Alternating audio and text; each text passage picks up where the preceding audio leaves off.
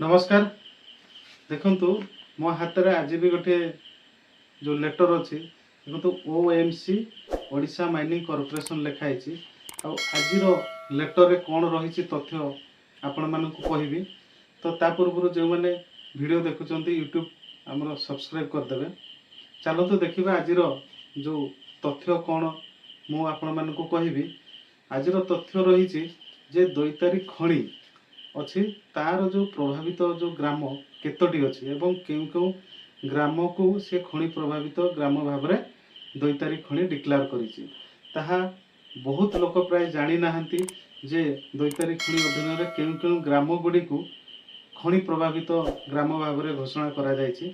ताहा मु आरटीआई माध्यम रे लिखित मागिथिली जहा मते प्रदान करा जायछि जे दैतारी खणी अधीन रे प्राय 8टी ग्राम खणी प्रभावित ग्राम भाव में घोषणा करा जायछि। तो आपण माने वीडियो माध्यम रे आपण मानकु कहबी जे दैतारी खणी प्रभावित ग्राम हला प्रथम जदि कहबा देइचंती तालपदा।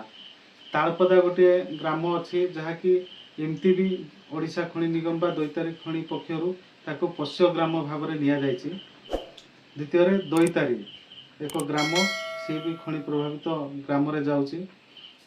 बड़ी पर्वत, पंगानाल, रुगुड़ी पंगा, पंचम, ब्राह्मणीपाल, तेंतुलीपाल ए भलिया 8टी ग्राम दैतारी खणी प्रभावित ग्राम भाव में घोषणा करा जायछि। जहा कि 8टी ग्राम 4टी पंचायत रे संयोग होईछि। जदि आमे देखिबा तालपदा ग्रामटी बरईगड़ा ग्राम पंचायत रे रहिछि। दैतारी ग्रामटी दैतारी पंचायत रही। सेपटे देखा बड़ी पर्वत, पंगानाल, पंचम, ब्राह्मणीपाल और तेंतुलीपाल एमाने हेले रासोल ग्राम पंचायत भितर जाउछंती। आ गोटे रही रुगुड़ी पंगा, ये रुगुड़ी पंगा ग्रामटी टांगरियापाड़ पंचायत भितर जाउछि।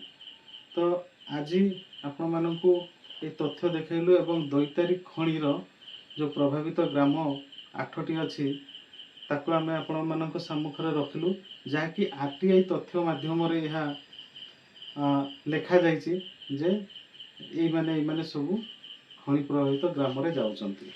तो एई सूचना प्राय बहुत लोकंग पाखरे नाही जे पर्टिकुलारी दैतारी खणी अधीन रे केउ केउ ग्राम गुडी को खणी प्रभावित ग्राम भाव में निया जाइछि।